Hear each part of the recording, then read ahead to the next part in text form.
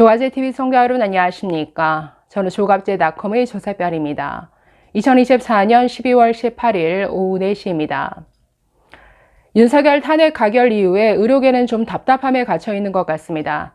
의대 입시는 계속 진행이 되고 시간은 가는데 뭔가를 결정할 수 있는 정부는 지금 공백 상태죠. 사실 아쉬움이 많습니다. 지난 계엄 사태에서 의사를 처단하라는 포고령이 나왔을 때 의사들의 분노를 하나로 결집시켜서 윤석열 탄핵에 앞장서고 포고령에 대해서 공식적으로 사과하라라고 요구를 하고 이것도 안 되면 집단 휴진에 들어가겠다 이렇게 나왔어야 되는데 대응이 굉장히 미미했던 것 같습니다.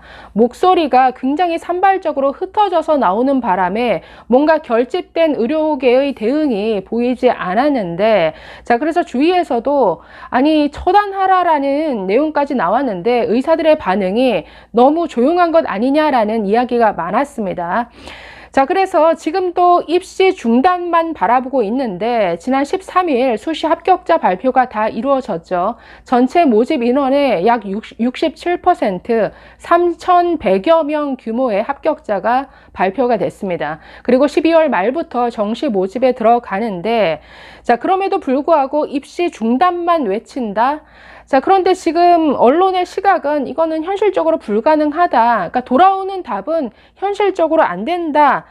현실성 없다. 라는 답인데, 자, 이렇게 되면은 이 의대 증원 문제가 언론의 관심 밖으로 밀려난다라는 것이죠. 그러면 이때는 어떻게 해야 되느냐? 저는 근본으로 돌아가야 한다라고 봅니다. 근본이 뭐냐? 의대 2,000명 증원은 이건 과학이 아니라 주술이다. 대체 의대 2,000명을 누가 결정했느냐 이걸 밝히라 이 목소리를 내야 한다라는 것이죠. 자, 2,000명 의대 증원은 과학이 아니라 과학적 근거 아무것도 없죠. 과학이 아니라 주술이다. 망상에 빠진 윤석열 대통령이 그냥 아무런 근거도 없이 내지른 국정농단이다. 의료농단, 교육농단이다. 자, 그러니 원천 무효다. 이걸 주장해야 한다라는 것이죠. 자, 자연스럽게 누가 대체 2,000명 증원을 결정했느냐 이 목소리가 다시 나와야 됩니다. 최근까지도 조규현 복지부 장관은 국회에 출석해서 자기가 결정했다 라고 우기고 있지만 그 말 믿을 사람 아무도 없죠. 그렇기 때문에 2,000명 그 결정 근거를 대라. 누가 결정했느냐. 그리고 포고령 작성자가 누군지 밝혀라. 여기에 오히려 목소리를 집중해야 적어도 언론의 내 관심 영역 안으로 이 문제가 다시 들어올 것 같습니다. 자, 그렇기 때문에 근본으로 다시 돌아가야 된다. 나머지는 순리에 맡겨야 된다라는 것이죠. 뭐 올해 입시가 다 이루어진다 하더라도 사실 교육이 불가능하지 않습니까? 그렇게 되면은 의평원에 의해 결국 제동이 걸릴 수밖에 없는 것이고 그렇게 되면 2026년 의대 증원은 순리대로 이거는 막힐 수밖에 없다라는 거죠. 의료계가 요구하지 않더라도 2026년 의대 증원은 아예 동결될 수밖에 없는 이런 상황으로 갈 것이다. 저는 이렇게 내다보는데 자, 의료계가 지금 이 탄핵 국면에서 보여준 목소리에 좀 황당한 부분도 있었습니다. 최근에 갑자기 느닷없이 저는 아니 대법원을 향해서 의대 증원 가처분 소송 빨리 결론 내달라 이걸 촉구하길래 대체 이게 무슨 소리지? 왜냐하면 자, 이병철 변호사가 대리한 의대 증원 집행정지 가처분 소송 지난 5월에 고등법원에 기각되었고 6월에 대법원 최종 결정이 났죠. 자, 이미 응급실 지나서 수술방에 들어가 있는데 지금 의대 증원 취소 소송, 본안 소송이 지금 진행 중입니다. 서울행정법원에서 진행이 되고 있고 지금 계속 미루다가 이 탄핵 사태에 접어들면서 이병철 변호사가 재판부에게 강력히 지금 이 윤석열 정부의 어떤 의료농단에 부역할 거냐라고 재판부에 아주 강하게 요구하는 바람에 기일 신청 촉구해서 결국 1월부터 지금 정식 재판이 이루어지는데 갑자기 뜬금없이 저 본안 소송 진행 중인데 가처분 소송 빨리 신속히 결정해달라 이게 이런 기사가 나와서 정말 어리둥절했습니다. 알고 보니 그러니까 다른 주체들이 그러니까 의대생 몇 명이 또 그 대교협을 상대로 그 소송을 제기했던 게 있는 모양인데 1심, 2심 기각되고 대법원까지 간 거죠. 저거는 내 소용이 없죠. 그러니까 좀 엉뚱하게 반응한다라는 생각이 들었는데, 자, 그럼에도 불구하고 의료계 각 방면으로 움직이는 것 같긴 합니다. 자, 내일 그 대한의사협회 비상대책위원회가 국회와 만난다라고 합니다. 국회 교육위원회 그리고 보건복지위원회, 지금 둘 다 위원장이 민주당 의원이죠. 교육위원회는 김영호 위원장, 그리고 보건복지위는 박주민 위원장, 둘 다 민주당 의원인데 내일 비공개 간담회를 가진다라고 합니다.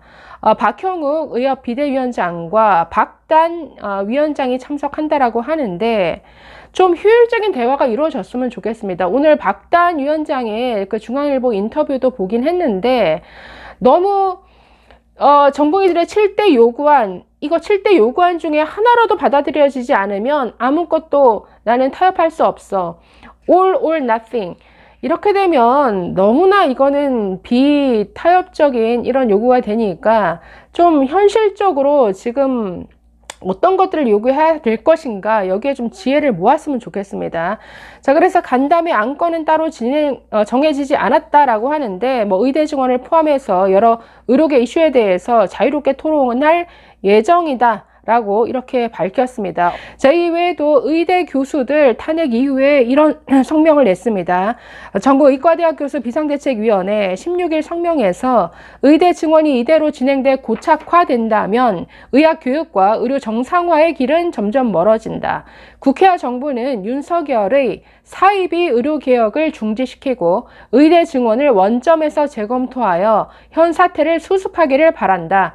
의대 입시 선발 절차를 일시 멈춘 후에 총장, 의대 학장, 교수들과 함께 논의해 대학별 상황에 맞는 감원 선발 대책을 마련하라 라고 요구했습니다. 내년부터는 올해 휴학한 24학번까지 최소한 기존 정원의 2배나 되는 학생들을 향후 6년간 함께 교육해야 하는 초유의 상황이다. 내년도 예과 1학년 학생 선발을 상황을 고려하면 선발을 대폭 줄이거나 선발하지 않는 게 올바른 결정이다. 국정안정협의체도 좋고 어떤 구조든 여야를 떠나 국회와 정부가 대승적 차원에서 대책을 마련하라. 이대로 수수방관하면 의대와 수련병원의 위기는 되돌릴 수 없을 것이다 라고 말했습니다. 자, 사실은 지금 입시 중단하는 게 가장 비용이 적게 드는 현실적인 대책이긴 하죠. 문제는 그걸 결단할 주체가 지금 없다라는 겁니다. 그래서 언론에서도 현실성 없는 요구로 치부해버리고 자꾸 관심 밖으로 밀려나게 되는데, 그래서 이 논의의 틀을 바꿀 필요가 있다라는 것. 이건 2,000명 의대 증원은 윤석열 한 사람의 미친 짓이다. 그렇기 때문에 원천무효다.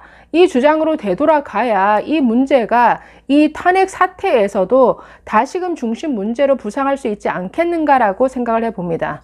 자, 이 외에도 그 의대생 학부모 연합, 전국 의대생 학부모 연합, 사실 학부모 단체들이 정말 그동안 열심히 아주 싸워왔는데 지금도 충북대 앞에서 근조 화환을 보내는 이렇게 시위를 벌이고 있습니다.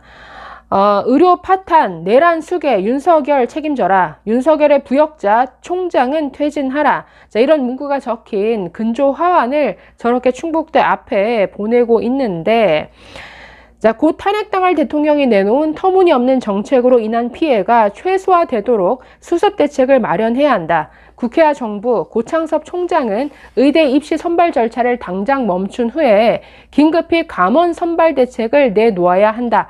자, 이렇게 강조했습니다. 멈추고 감원까지 하라라고 요구하고 있죠. 또 수시에서 수능 최저 등급을 충족하지 못한 미달 정원을 정시 모집 인원으로 이월하지 않아야 하고, 정시도 최초 합격자 발표 후에 타 대학 중복 합격으로 발생한 미등록 인원을 추가 선발하면 안 된다. 무엇보다 학생들과 전공의들이 우선으로 요구하는 것은 입학 정원 증원 취소다. 자, 이렇게 주장했습니다.